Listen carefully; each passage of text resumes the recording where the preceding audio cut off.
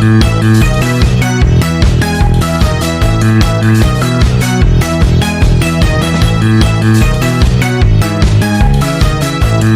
pagi anak-anak. Pagi, Ibu. Apa kabar? Baik, Ibu.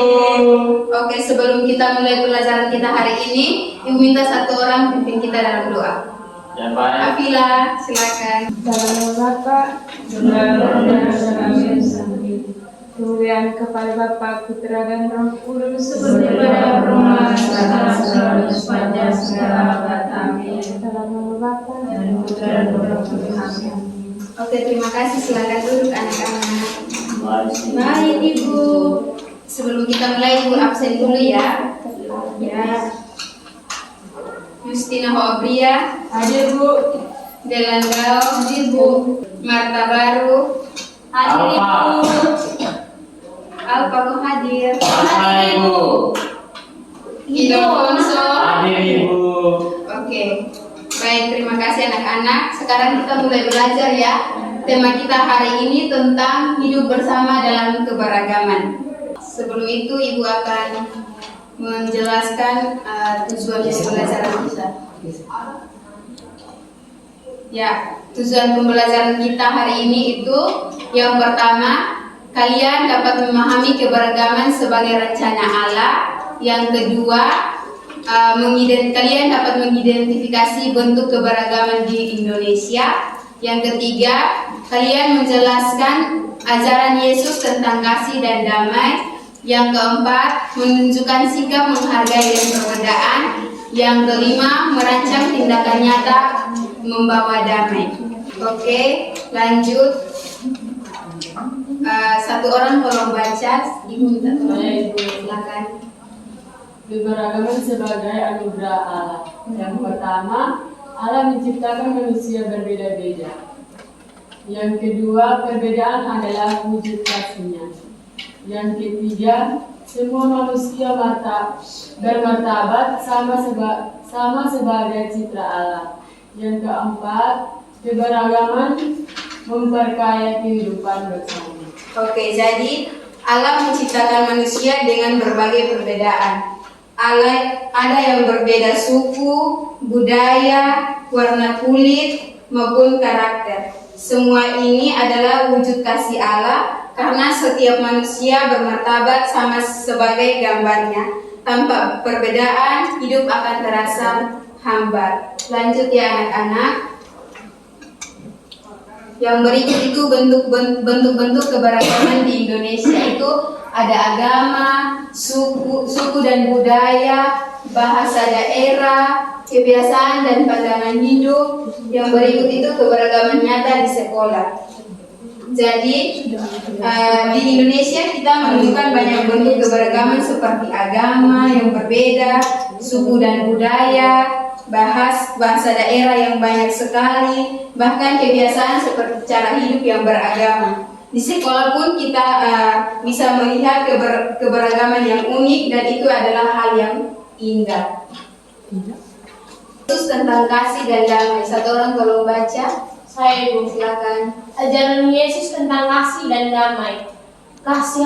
Kasihilah sesama manusia, berbahagialah para pembawa damai, persaudaraan universal, Fratelli Tutti, dialog antaragama Nostra Aetate. Jadi Yesus mengajar kita untuk mengasihi sesama tanpa memandang perbedaan. Dalam Injil Markus 12 ayat 12 sampai 31 itu ia berkata, kasihanilah sesamamu manusia. Yesus juga memuji mereka yang membawa damai. Jadi gereja mengajar kita untuk membangun persaudaraan dengan semua orang dalam dialog, termasuk dengan mereka yang berbeda iman. Dan begitu kita menjadi saksi kasih Kristus di dunia.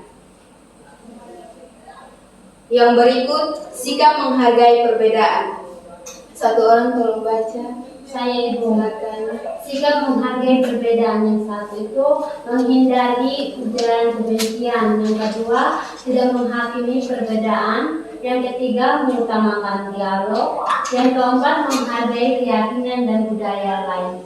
Ya, jadi untuk hidup damai kita perlu menghargai perbedaan. Caranya dengan tidak menyebar kebencian, tidak mudah menghakimi, dan selalu membuka diri untuk berdialog.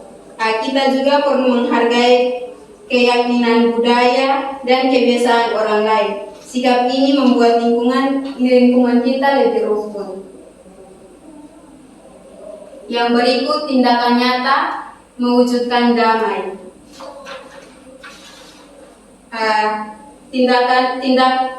Tindakan nyata mewujudkan damai itu, damai tidak hanya dipikirkan tetapi dilakukan ya anak-anak. Kita bisa menjadi penegak ketika ada teman yang berselisih, tidak ikut perundungan, bekerja sama dengan teman dan dari berbagai latar belakang, dan menyebarkan pesan yang positif di media sosial. Tindakan kecil seperti ini bisa membuat lingkungan kita lebih aman dan nyaman. Yang berikut kesimpulannya, keberagaman adalah anugerah Allah yang harus kita syukuri. Semua manusia memiliki martabat yang sama sebagai ciptaan Allah. Yesus mengajarkan kita untuk mengasihi dan membawa damai. Dengan bersikap terbuka, tidak menghakimi, dan mau berdialog, kita menunjukkan iman kita. Damai dimulai dari hal kecil yang kita lakukan setiap hari.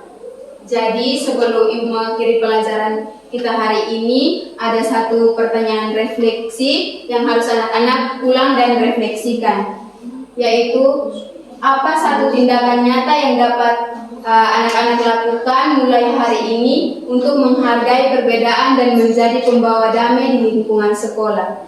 Nanti anak-anak refleksikan, bisa dilakukan dalam minggu depan ya. Ya Ibu. Oke, pelajaran kita cukup hari ini. Ibu minta satu orang pimpin kita dalam doa.